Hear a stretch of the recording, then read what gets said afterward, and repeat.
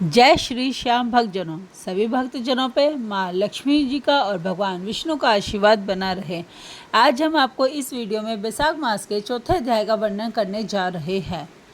नारद जी ने कहा, हे राजन, जिस प्रकार दूध से दही और दही से घी श्रेष्ठ होता है, उसी प्रकार कार्तिक से माघ और माघ से वैशाख मास श्रेष्ठ है। इस मास में दान करना बरगद के बीज की तरह बढ़ता है। मेष की संक्रांति में भगवान का ध्यान करके स्नान करें, फिर भगवान की प्रार्थना करता हुआ यह कहे, हे देव, मैं वैशाख मास भर प्रातःकाल स्नान करने की कामना करता हूँ, आप इसे निर्विघ्न संपूर्ण कीजिए। हे प्रभु, मेरा अर्घ ग्रहण कीजिए। फिर वस्त्र धारण कर श्री विष्णु का फूलों से पूजन करें तथा वैशाख मास का महात्म्य सुने। ऐसा मनुष्य करोड़ों जन्मों के पापों से छूटकर मोक्ष को प्राप्त होता है। वैशाख में सैया पर सोना, तेल मलना, कांसे के बर्तन में भोजन करना, घर में स्नान करना, दूसरी बार भोजन करना तथा दिन में सोना इत्यादि वर्जित है।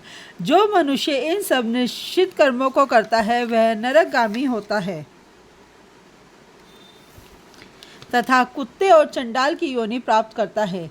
एक बार सहस्त्र ब्राह्मणों की हत्या का पाप भी चाहे छूट जाए, परंतु वैशाख में स्नान दान न करने का पाप कभी नहीं छूटता है।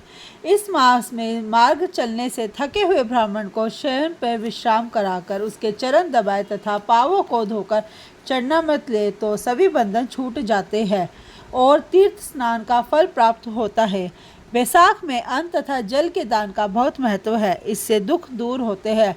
प्रातःकाल सूर्योदय होने पर सागर में मिलने वाली नदियों में गंगा, यमुना, कावेरी, नर्मदा आदि में स्नान करके भगवान का ध्यान करने से जन्म जन्मांतर के पाप नष्ट हो जाते हैं। कोई धनी हो या दरिद्र, चाहे पराधीन ही क्यों ना हो, उसे जो भी मिल सके वही ब्राह्मण को दान कर देना श्रेष्ठ है। कंद, मूल, फल, शाख, गुड़, बेर, पत्र, जल, मट्ठा जो भी वस्तु दान की जाती है वह सदैव को स्थिर बन जाती है।